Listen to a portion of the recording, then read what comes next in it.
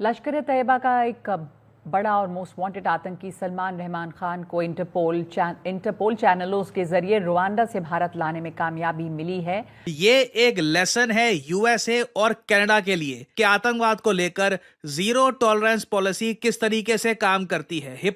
बेंगलुरु में आतंकवादी हरकतों के लिए हथियार, गोला बारूद और विस्फोटक मुहैया कराने में उसने मदद की थी। उस पर एक केस दर्ज किया गया था 2023 में।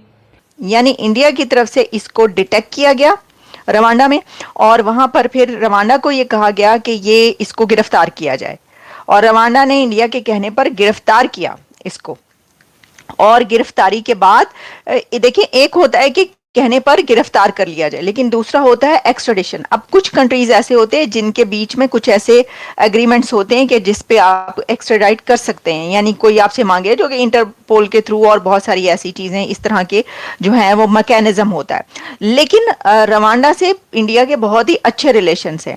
कुछ साल पहले मोदी साहब भी वहां पर उनका विजिट, और उसके बाद वहां पर बड़ी तादाद में जो है उन्होंने उनको पैसा भी दिया रवांडा को, और रवांडा की जो आप कह लें कि उनकी वेलफेयर के लिए काफी काम है। तो भारत का ये काम कि वो ऐसे कंट्रीज की वेलफेयर के लिए ना सिर्फ बजट रखता है बल्कि उनको जो है वो मदद भी करता है। तो ऑब्वियसली फिर जब आपके ऐसे ताल्लुकात होते हैं कंट्रीज के साथ तो वो आपका साथ देते हैं। तो रवांडा ने कहा हाँ जी ठीक है, रवांडा ने इंडिया के कहने पर उसको गिरफ्तार किया वहां पर, और उसके बाद अब उसको ले आया गया है इंडिया वापस। अब यहाँ पर उससे पूछताछ होगी सारा, इसके अंदर बहुत सारी चीजें खुलेंगी। देखें, एक तो ये बड़ी ही एक, मैं आपको ये बताऊं, मैंने एक प्रोग्राम किया इससे पहले, मैंने आपको ये बताया कि जो वो वाला प्रोग्राम था जो कि मुंबई अटैक्स पे किया था मैंने, और उसमें मैंने आपको ये कहा था कि देखिए डॉक्टर जयशंकर ने कहा है कि we will never forget and we will never forgive. तो अभी वो डेट गुजरी है मुंबई हमलों की, और इसी के साथ ये एक बड़ी खबर आ रही है।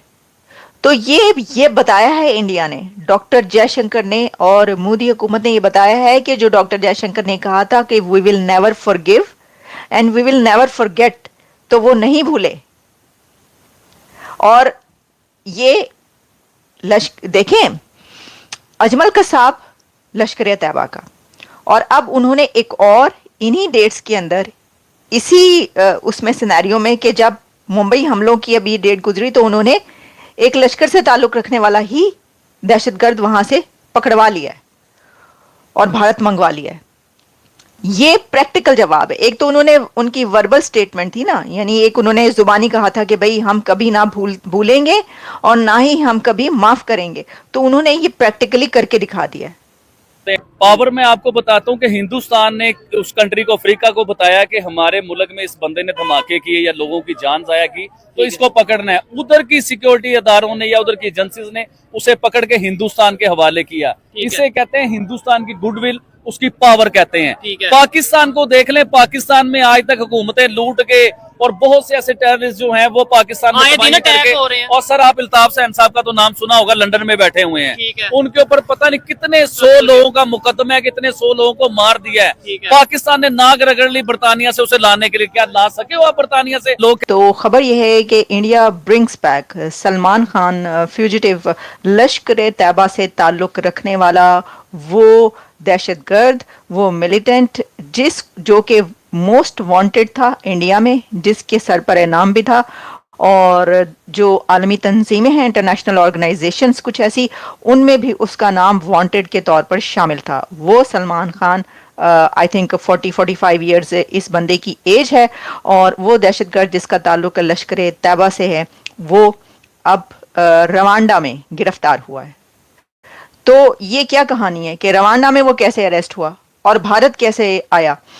तो देखिए, इसमें ये आ रहा है इस वक्त के जो नेशनल इन्वेस्टिगेशन एजेंसी है भारत की, NIA, उन्होंने उसको वापस वो लाए हैं। On Thursday brought back Lashkar Taiba fugitive Salman Khan and accused in the Bengaluru prison terror conspiracy case from Rwanda, और इसमें after securing his extradition from there.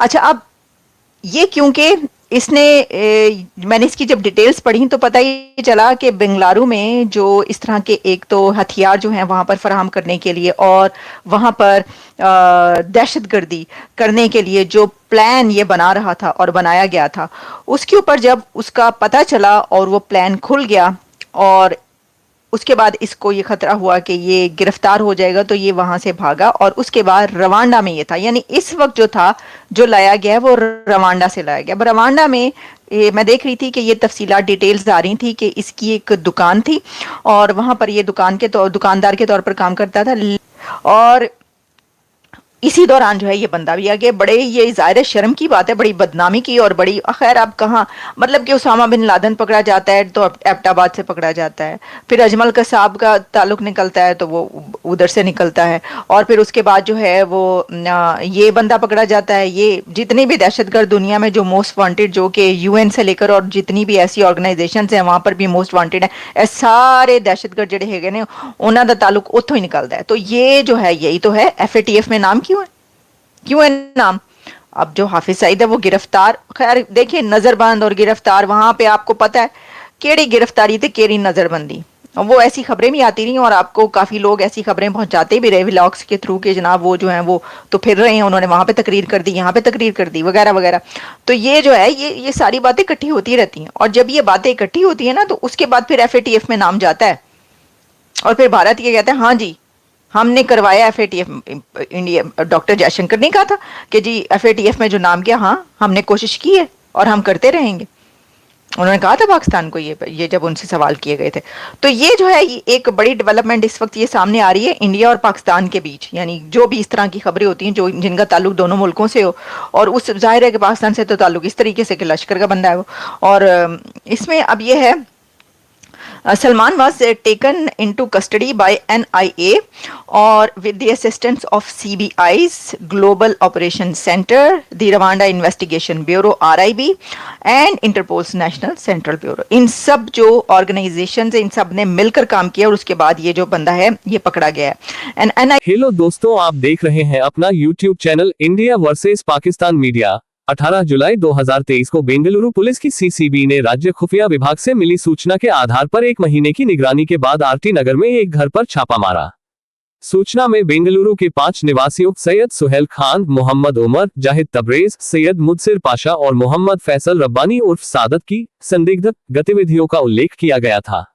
हालांकि यह सूचना सामान्य थी, लेकिन CCB ने अपनी सतर्कता नहीं छोड़ी और 1 महीने से अधिक समय तक 5 लोगों पर नजर रखी। पुख्ता सबूतों के आधार पर उसने सुहेल के RT नगर स्थित घर पर छापा मारा और उन सभी 5 को गिरफ्तार कर लिया। CCB ने 7 देसी पिस्तौल, 45 गोलियां, वॉकी टॉकी सेट, 1 खंजर और 12 मोबाइल फोन भी जब्त किए। इसके बाद की तलाशी के दौरान 4 विदेशी ग्रेनेड भी जब्त किए गए। ऑपरेशन में शामिल एक वरिष्ठ पुलिस अधिकारी ने बताया कि इसी दौरान CCB को इस मामले में सलमान की संलिप्तता के बारे में पता चला। अधिकारी ने DH को बताया, सलमान ने कुछ महीने पहले नेलमंगला में ती बेगुर के पास आरोपियों को ग्रेनेड पहुंचाए थे। इसके अलावा साजिश को आगे बढ़ाने के लिए बेंगलुरु में कई खेप भी उपलब्ध कराई थी। धन्यवाद।